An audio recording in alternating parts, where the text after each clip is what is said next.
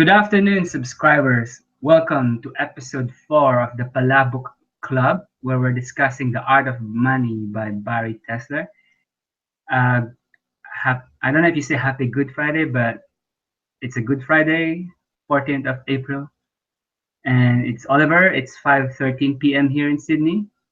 And we have Janice in Bali, which is it's Hello. 3:13 p.m. there. How are you, Janice? Yeah, I'm good. Thank you. How are you? Good, good. I'm awesome. And if you were tuning in to the last episode, we mentioned that Rosa will be joining us this episode. Unfortunately, she's not well, so we're hoping that she might join us in the next one. So, in case you were wondering, when we said there'll be three and we're back to two, so that's what's happening. Okay, so we move to chapter. What chapter are we in? Chapter three, The money story. money story. Do you want to start off, Janice? Yeah, sure. So this was an intense chapter. Barry asked that you get a little bit more engaged with the book in this chapter, and she presents a lot of actual work that she suggests that you do. Before we get very far, I just wanted to read her definition of the money story, Mm-hmm. or your money story. So you'll know what we're talking about, viewers. She says, your money story is the entirety of your relationship with money, from the tiny details to the major events. It's as unique as your fingerprint and includes the whole shebang.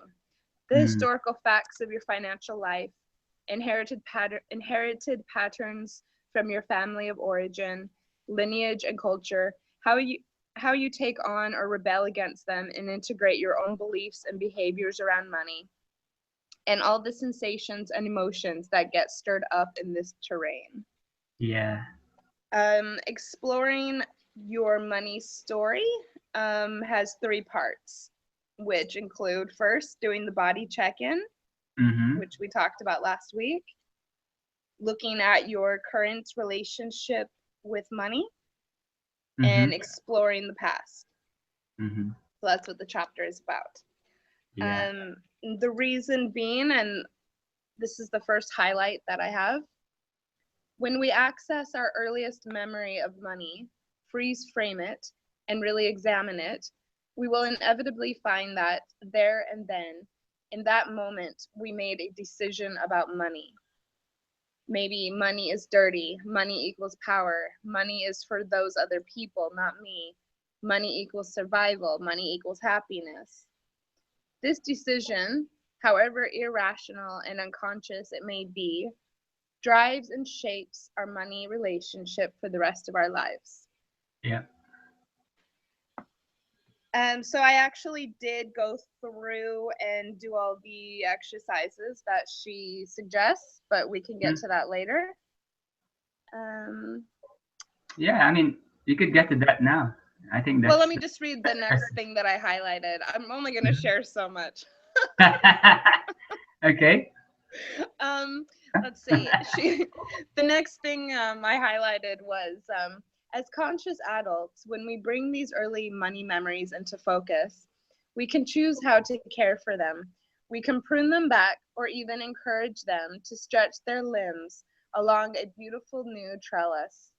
We can pull the dead limbs off of that old sycamore, plant daffodils around its base, and even adorn it with a hummingbird feeder, a treehouse, or twinkling lights. With compassion and awareness, we can nurture our money garden, making it beautiful and bright. Yeah, So she writes beautifully. I like the way she writes. It's so yeah, I loved that. I'm a really big bird and flower person, and so mm, I really loved that passage. It was probably my favorite part from the chapter. Um, Then she says, your money story is the entirety of your relationship with money, from the tiny details to the major events. It's as unique as your fingerprint. And oh, I already read this. I'm sorry. mm, I had it highlighted in my Kindle and already written down. So I mm, apologize for that. mm, So I took my journal mm-hmm. and I wrote out all of the exercises that she suggests, which Mm. are first your current relationship with money, which I Yep. wrote down, and then a visualization about the past, and then connecting the dots. I Mm. thought maybe we might want to get into that later on. And then at the very top of the page here in the corner, I wrote another quote from the book, which is your financial identity is fluid and subjective. You can Yep. update it anytime you like. Mm.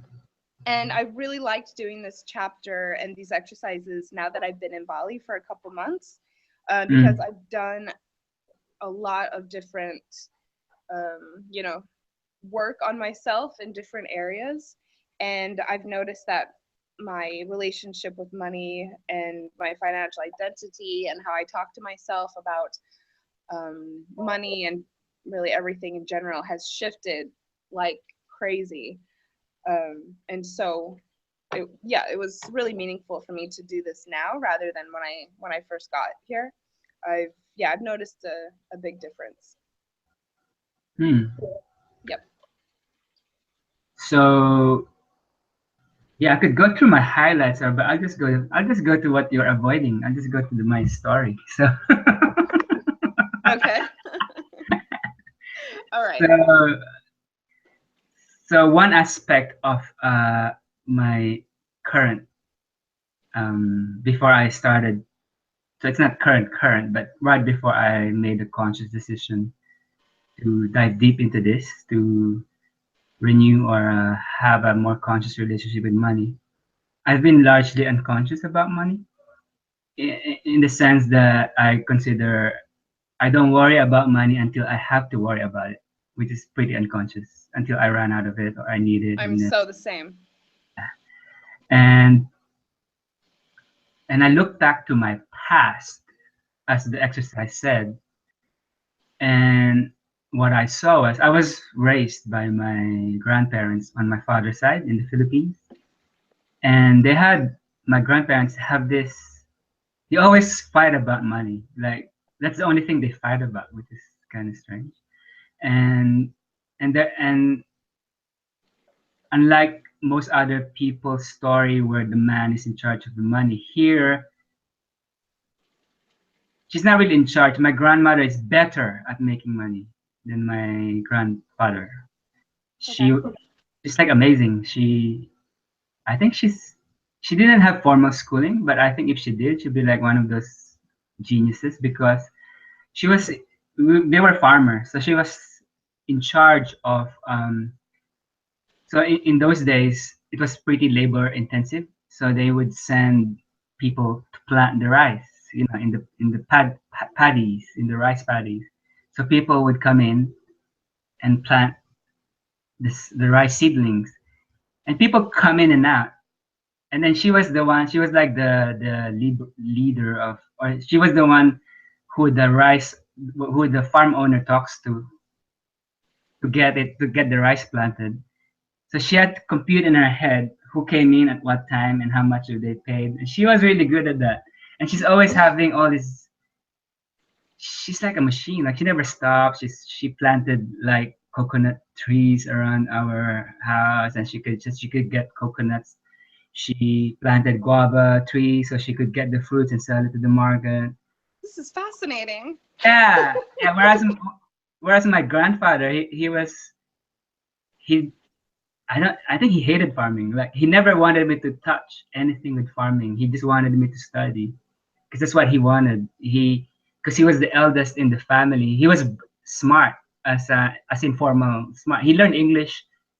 He could talk in English, converse in English without being taught it. He learned it by himself. I don't know how he did it. So when I was growing up, like I wasn't allowed to watch TV shows that weren't in English. So I think that really helped me to be very fluent in English quite fast because he wanted me not to be a farmer, and he wanted Got my it. father not to be a farmer. So my father was like kind of the first person in the village to get a university degree. So off he went, and yeah, and so there's that dynamic, and I think my dad replayed that, like in his relationship with my stepmom. My stepmom is much better than him. in handling money. So there's that thing that there's this thing of I have to find a woman who is good at handling money, otherwise I won't succeed. Because that's been the pattern, right? Like in two generations before me. Yeah, wow. Yeah, and it's always. I think it's a bit common with people like the guy would go, oh, I just know how to earn the money. I don't know how to spend it. I don't want a budget. It's like it's all right. I'll give it to you, my wife, and you budget. Uh-huh. Yeah, that kind of traditional cultural upbringing, and I guess I'm still single, and I've chosen to be single for now. You're So I gonna have guess to do it yourself, darn. yeah, a lot of unraveling in that, and yeah, and yeah, so that's one of the stories that I've been unraveling is that I've purposely made myself helpless when it comes to money because I have this unconscious story that this is the way it works because that's how it worked in two generations in my past. So Mhm. Mine's a little bit the opposite. yeah, I appreciated that she mentioned. Do you remember in the first episode how I mentioned that I was really immature when it comes to money, yeah, like she sort she of like a mentioned in the book child? about being an Yeah, yeah. She adolescent. actually says that like hundreds of people have told her that. So I guess and I'm I, not and I special. and I like But the story she had about this woman going to the Apple store to buy a laptop, and then that was a good story. yeah, that was. I was raised in a super, super, super religious household, Hmm. with really traditional, um, really traditional gender roles. And I was raised to definitely believe that women weren't really to take on careers after marriage. And so I was never, and that's how my parents were. My dad was a really, really hard, self-sacrificing businessman who just worked really long hours, and my mom took care of all of us. I'm the oldest of 7 kids. Mm. And so they taught me that once I grew up, I was not to work. I was to raise my own family. And I was absolutely never taught anything when it came to budgeting or finance or money, or was never told that this was even something that I would have to deal with someday. And we were also never supposed to ask my parents how much things cost or how much my dad made. For some reason, we're just completely off top. Like we were not allowed to ever ask. And Really? Okay. so, Mm. yeah, I'm not. I don't know the reasoning behind that specifically. Mm. Um, and so, yeah, I never even thought that I'd have to, you know, take care of myself financially. But then I left the culture, the community pretty early on. Like I think I was 19 or 20 when I left the faith. So I had to quickly learn, but I never really fully wrapped my head around it. Um, I did get married pretty early on, and Mm-hmm. then we were pretty stable, my husband and I. Um, but then that also unraveled when we got divorced. And so I have lots of, associations with money and I guess, I don't know, tragedy as well. So yeah, my story is a bit complicated, but it was interesting to sit back and consider how early on, some of this started. Mm. Just like you watching your grandma farm from such an early age. Yeah, yeah, and yeah, this is it's really a deep. This is a deep practice because it's sometimes the links are not logical. It's all emotional as well, and sometimes I could understand it in my head, but its effects are more insidious than that. Especially if it's family and then ethnicity and culture. So it's really interesting, and yeah, my friend in London who's an entrepreneur, gave me that feedback. Like, it's understandable that he looked at me and said, "The best." I never since I met you, he told me, "I never saw you be a corporate guy, but you pushed for that because I think that's how you saw. It's how your dad did it. How he came out of poverty, and then so that's how you were conditioned to. I could see your. He told me I could see you're more entrepreneurial than that, but no one's really showed you how to do that. How to do things sort It, of outside of the box. yeah, yeah, and now that I'm kind of pursuing all these entrepreneurial pursuits, it's a different way of thinking because you create the rules versus finding out what the rules and doing them. So it's a Hmm. different kind of. And in hindsight, I should have learned more from my grandma. Actually, she's very good in this, and my mom, she's really entrepreneurial in that sense. It's kind of interesting. Maybe that's why I'm a natural feminist, if you would call that, because I've seen strong women on all through my life. So That's awesome. that's a positive part of that, right? Hmm. So, yeah. I'm a natural feminist because I saw the opposite. All right. I was like, yeah. You are rebelling, yeah. So Yeah, it goes to yeah. show it could come from many roads, and it could lead to the Yes, same. we all are brought for different reasons. I also I felt I felt really early on that I wanted to like sort of be different. And so I always saw school and career and having a profession not really as a way to support myself financially. I always saw either my profession or my career as sort of a way to stand out and a way to separate myself from, the community that I was raised in. And Mm, I've noticed throughout my whole life that whenever I, have a job or, pursue something professionally, it mm-hmm, has, yeah, I haven't had, money in mind and paying off my debts in mind or saving up for something or, how much money I want to make. It's always, what I'm going to enjoy or what's going to make me sort of different or what is, what I'm just drawn to. I have never really thought in terms as much about dollars and cents. mm, Um, I am starting to now. mm. Yeah, it can be fun. It can be fun actually. So maybe Yeah, yeah. if you've got nothing right now to say right now, maybe I can look at my highlights, unless you have something to burning to say right now. Oh no, go ahead. Okay, let me just look at my highlights in case. I think we pretty much overlapped. That's okay. Hmm. So do you see it?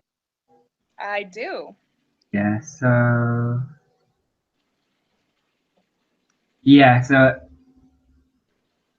I could relate to that. Something happens in our earliest encounters with money that shapes us for the rest of our lives. Yeah, and we just talked about our experience with that, right? Mm. Yeah. It sort of made me sick actually to do these exercises. Yeah. And I guess I have to do the exercise more because I'm still trying to really grok what was the decision about money I made, aside from the fact that it should be something that someone else should do for me. Maybe there are other things I could look there. You So should write it. Yeah, I mean, write it down if you feel drawn to do that. It definitely wasn't easy. I had to set a timer and mm, say that I was just going to do this for just the duration of the time that I had set aside. mm. But it was eye opening. I would recommend that you do it if you feel to. Yeah, and I like this sentence as well. As conscious adults, when we shine the light of awareness upon the seminal memory, we experience, understand, and lovingly witness it. We empower ourselves with choice. We can liberate the gifts locked within that memory and cut loose any fetters that had bound us to it against our will. That's Mm. beautiful because she's looking at it at that memory. We can get a gift out of it, but at the same time cut the unproductive chords, right? So it's a very balanced view, in my opinion. Yeah, you have to know that they're there first, though, Yeah, which is why it's good to, yeah, look at your past like this. yeah, and I like when she shared her own story that she showed how complex it is, right? It's Mm. tangled emotional conflicts. So there's nice things in Barry's story. There's nice things in emotional disconnection, generosity and abandonment, fear, anger, and domination. So there could be conflicting things in our money story. It need not be one clear thing, right? Oh, no, no, not at all. Uh, No. and then yeah, so that's right. When that story happens, we didn't we may not have made the decision right there and there, but it affects the rest of our lives, which is why this is really deep work. Yeah, And and I like this. important. Yeah, and I like this sentence. She says, I often refer to money as one of life's gardens, one of those important aspects of our life we need to consciously cultivate, like spirituality, sexuality, or food. These gardens are there whether we're aware of them or not. It's amazing that we talked about, I think in the last two episodes, or in the first one, we talked about how, or I talked about how I first worked on my sexuality. Now I'm working on money. And Yeah, actually, so I'm having a practice in each one of these. Like I do clarity and vision and spirituality practices with Clear Vision School. I do orgasmic meditation for sexuality, and I'm on a ketogenic diet. So it's good. Like it's all coming together. yeah, awesome. I was going to ask actually if you had seen any, crossovers between, the relationship with your money story and your, like sex story or sexuality story, because for me, I notice a lot of overlap between my relationship history and Yeah, my experience with yeah, committed relationships and my relationship with money. There yeah. was a lot of crossover, like crazy, and my fear of abandonment and how that relates so closely with money. I was, yeah, surprised, really. Yeah, I guess to me, the way I could relate it is I'm good when, as a, my masculine shines when I'm holding someone's feminine. But I think I feel that the next step is for my masculine to actually hold my own feminine. Because my Mm. feminine is the one that knows the what, and the masculine is the how. So I Okay. need to make those two work together. Because my training was I was good in school. You tell me what's needed, and boom. It's like this. I'm so good in back of house stuff because you just I tell me was what you just need. gonna say that. Yeah, it's like a ninja. Just tell me and I'll do it. But I can see that. if it's gonna work, I need to also. Otherwise, if I don't use that to to hold my own feminine, then I'll be just lost in other people's ride. And then if I just keep on riding other people's ride, I will end up resenting them, right? Mm. Has happened as well. Like, oh, I've spent all this time for you, but it was a choice. But my feminine was rebelling, like, oh, how come you could do these things for these people or this organization? How about me? Like there's that deep work, right? You're not taking care of yourself. It's like it's the usual self-love and loving out. It must be both. It can't be. Mm.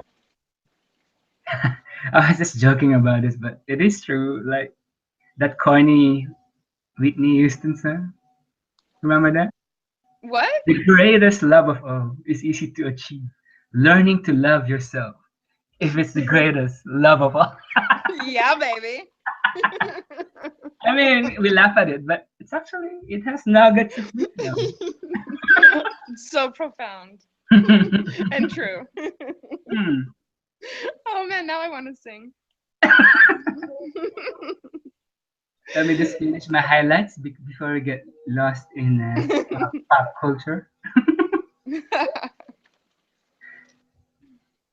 So yeah, I think you've already spoken about this. That our life story, our money story is like our fingerprint. Yeah, and then I like this how it should be like a gentle exploration and lovingly turn over the rocks, clear the cobwebs and shine light. So I like she writes beautifully the way you know Yep. I like the turn of words and here as well it's quite powerful becoming aware of this inherited belief and understanding where it comes from and then how it affects you sets the stage for liberated transformation. You can choose a new path for yourself and your future. Yes. So uh, And yep. she says, whether we're familiar with our inherited money stories or not, many of us go through periods of breaking free from our parents' way of doing things. While sometimes it feels wonderful and liberating to individuate, the process can also be painful. Yeah, and I think I also highlighted that the individuation. Oh yeah, that's the one you just read, right? Yep. And I just relate that to I don't know if you've done a Carl Jung in psychology in when you were studying, and he talks about individuation, and individuation includes owning our shadow. So so I guess going deep into our money stories and embracing even the parts we don't want to look at is in a way owning our shadow, and it's only when we own our shadow that we can be fully individuated. So and and that's why I like Carl Jung as a psychologist because he looked at the past, like all the rituals, all the occult things that people have done through the centuries. They do have merit, and I think we've lost a bit of that, and I think we need to get that back into our culture nowadays. You mean as far as embracing the shadow goes? Yeah, and also let me just finish this highlight, and then I'll bring back the screen and I'll explain more what I mean about that. Okay. So the last one I had is we cannot truly heal a wound without forgiveness. Writing new chapters in our money story usually involves completing old ones, which means seeing them, learning from them, and letting them go. There is beauty in this release.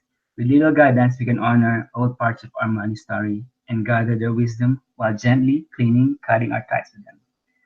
That's beautiful. And then Yeah. like her good way of doing it as well is then she goes through that psychological work and then she gets practical and how do you do it. So there's that again that feminine masculine interplay, right? Mm. So all this is the what and now comes the how. How do you do it? Step one, step two, step three. I think that's a good way of doing it. Yeah, and she also does an overload, which I really liked. She kind of kept it short and sweet. Yeah, it's quite yeah, it's like each word is it's concise. So yeah, it's a bit like reading a Hemingway story. It's it's like Yeah, that's yeah, true. It was actually quite a relief that at the end of after she walked you through how to actually go through and write your money story, it was a yeah, pretty big relief to me that she ended the chapter. yeah, After that, I was like, phew, good. Thank yeah. God. So so I promise to come back to the Carl Jung and ritual story. I guess what I was trying to say was in the past, there were rituals that tribes did to mark the passage of someone from childhood, adolescence to adulthood. Like there were rituals like adolescent boys would go hunting and then they will be left out to in the woods and and experience near death, how to survive. So there's like a container for the ritual. Right. So like they'll leave them for 5 days or something and then they should learn how to survive. So there's this clear container for you want to be an adult now, this is what you do. We'll leave you in the bush for 5 days or something and then find your way to survive. So Hmm. it's clear. Whereas nowadays, it's kind of fuzzy. Like we're like I think we live in an age that you can be childish the rest of your life. There's beauty in that too, but Yeah, then and we're also so encouraged to all do our own thing. yeah. So this, I think there's beauty in ritual and a container, and Mm, we may just need to create new ones or adapt ones. Like 'cause there were also sexuality rituals in tribes, and I think they even have orgies and that, and there's something liberating about that. It's starting to happen now. Like there's I've been practicing in uh, sex positive communities, and it's starting to happen where you create containers for this. But wouldn't it be great if you have something like that for money, right? yeah, Like maybe if I were a parent, instead of maybe I could, instead of waiting for me to die to give my inheritance to my children, why don't I give them a little bit at certain stages in their life and say, here you go, I'll give you this money. See if you can create a business out of it. You know what I mean? Like certain, create a container for them to practice their money skills and money attitudes towards money that's instead of. smart. I knew a family growing up who's, I think when they turned 16, they had to like start their own business Mhm. or something. Ever, and the kids came up with with various things, and I have no idea actually what happened to any of them because like I said, I left the community, but that came to mind, like how clever that, I think it Yeah, was before they got their driver's licenses, they had to start some type of business, yeah. is I think what it was. So yeah. And, and I've seen it in the Philippines with most of the businesses in the Philippines are owned by the Chinese Filipinos, and they have this system where I actually worked as a management trainee for one of the biggest of these conglomerates owned by family-owned conglomerates. And the way they do it is they involve the family early on. So let's say it's a supermarket. They have their kids work as checkout people or in the warehouse. So they start them from the bottom, even though they'll eventually inherit it if they want. But they Mm-hmm. involve them straight away, and I think we've lost a bit of that, and people would now say that's child abuse or I don't know, you're exploiting child labor or whatever. But actually, there's a certain bond that happens when people work together. Like if families work together, I think there's a certain bond that can be formed. And I think as long as you balance that with the freedom, like in case one of your kids don't want to do it, then she could do whatever she wants. But the opportunity is there for you for them to work Yeah, with and you. there's still skills that you learn even if you decide you don't want to do it as an adult. Yeah, and I've seen that.